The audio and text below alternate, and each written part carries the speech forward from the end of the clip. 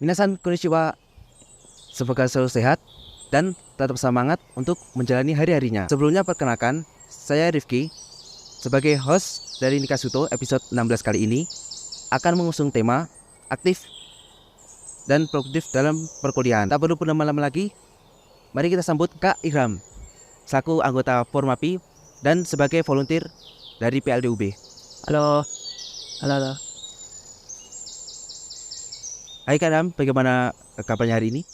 Alhamdulillah baik kabarku. Hari ke sendiri gitu kan kabarnya. Alhamdulillah saya hari ini juga baik. Nah, sebelum lanjut, saya mau mengucapkan terima kasih kepada Kak Irham yang mau meluangkan waktunya untuk berbincang-bincang sebagai narasumber kita di Nikasuto episode ke-16.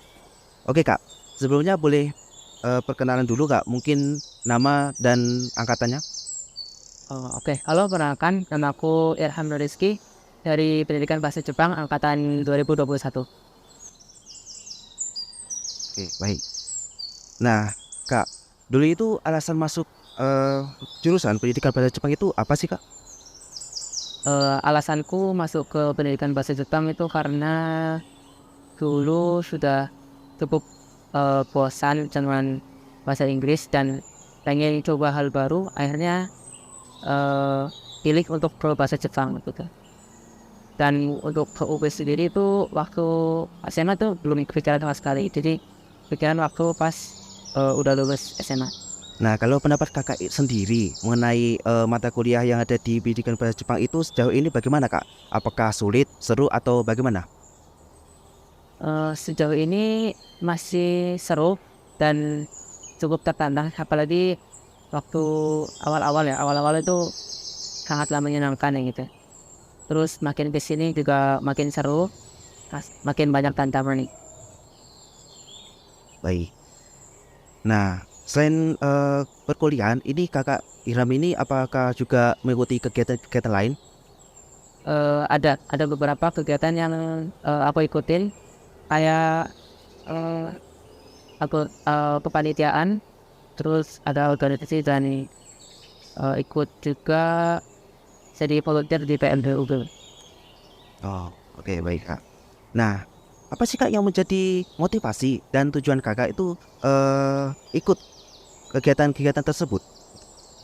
Motivasiku buat masuk ke kegiatan tersebut itu karena pengen coba hal baru pastinya, kemudian pengen cari teman-teman baru, cari relasi dan koneksi baru gitu ya, buat nambah-nambah pengalaman lah. Nah, selain kuliah kan juga kakak ini mengikuti kegiatan. Ada gak sih tips untuk membagi waktu agar kuliah dan kegiatan ini berjalan seimbang? Untuk tips membagi waktu biar seimbang, cara orang kan beda-beda ya. Ini pakai, kalau cara aku sendiri tuh kita pakai namanya skala prioritas, yang mana kita kegiatan kuliah itu kita nomor satukan. Contohnya misalnya kalau ada kelas ya kita selesaikan dulu kelas kita sebelum ikut rapat-rapat kayak gitu. Terus kalau misalnya ada deadline ya usahakan selesaikan dulu. Terus habis itu deadline selesai kita bisa ikut rapat atau kegiatan kepanitiaan. Oke. Nah di kakak ini di PLD kalau boleh tahu di PLD UB sendiri ngapain aja sih kak? Mungkin ada jadwal latihan atau pertemuan gitu sih? Kalau kegiatannya ya kalau di VLD itu saya kan aku kan jadi volunteer atau pendamping. Kegiatannya ya seperti mendampingi kegiatan mahasiswa disabilitas di kelas. Contohnya kalau misalnya mahasiswa tuli itu kan nggak bisa dengar. Jadi kita bantu buat ngetik atau nulis di Google Docs gitu po. Apa yang dosen jelaskan ke kelas. Beda lagi kalau misalnya mahasiswa daksa nanti kita hanya bantu untuk mobilisasinya. Dari kantor PRD kita bantu dorong sebenarnya mahasiswa daksa ya pakai kursi roda, kita bantu dorong dari kantor PLD ke kelasnya gitu. Terus juga kalau misalnya masa netral gitu, kita bantu tuntun dari kantor VLC ke kelasnya gitu. Nanti juga kita bantu ketikkan yang benar. Ya, bagaimana ini pendapat kakak atau pengalaman pengalaman saat berinteraksi dengan mahasiswa disabilitas? Pengalamannya campur aduk ya. Waktu pertama kali berinteraksi langsung ya gitu sama mahasiswa disabilitas, jujur cukup kayak canggung, takut dan lain-lain. Itu wajar lah. Kalau orang awam yang belum tahu cara berinteraksi dengan mahasiswa disabilitas pasti merasakan hal tersebut. Tapi kalau misalnya sudah terbiasa atau sudah paham gimana secara berinteraksi gitu, ya pasti sangat menyenangkan ya. Ya aku juga punya pengalaman yang mana aku diajarin bahasa isyarat begitu. Dan waktu itu juga diminta sama teman tuli buat jadi juru bahasa isyarat di acara tersebut gitu. Oke.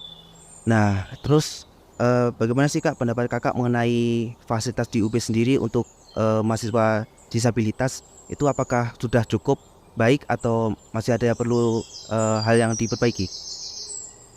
Kalau dari segi fasilitas si UB sendiri menurut saya sudah cukup baik.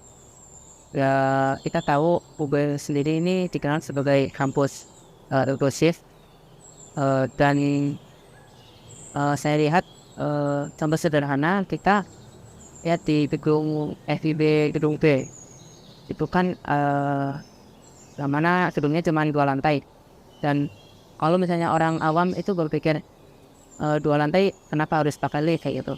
Tapi kalau misalnya dilihat dari segi inklusif ya kita tahu ada namanya disabilitas daksa yang menggunakan kursi roda yang menggunakan akses lift kayak gitu untuk menuju ke lantai 2 sendiri. Itu contoh sederhananya. Terus kalau dari segi dosen sendiri di FIB ya, misalnya FIB itu sudah cukup paham lah dengan atau cukup aware dengan keberadaan dari mahasiswa disabilitas gitu. Dari segi penyampaian materi, kemudian pemberian materi yang aksesibel ya gitu. Itu sih. Jadi sudah cukup inklusif dan sudah cukup bagus lah FIB. Oh, oke, baik. Nah,